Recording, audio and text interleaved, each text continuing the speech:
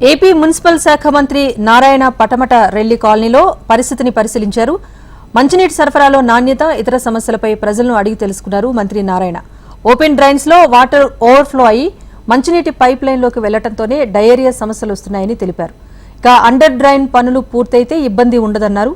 వెంటనే పనులు పూర్తి చేయాలని అధికారులను ఆదేశించినట్టుగా మంత్రి నారాయణ వివరించారు.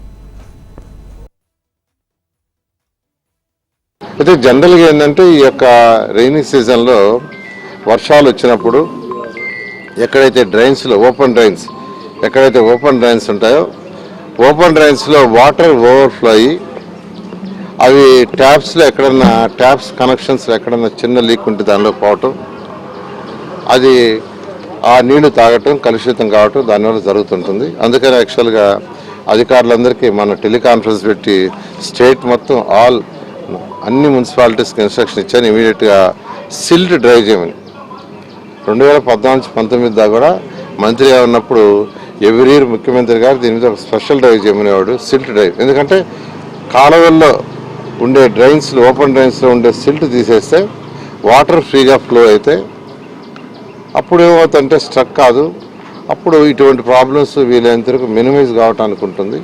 దాని మీద యాక్చువల్గా స్పెషల్ డ్రైవ్ చేయమన్నాం.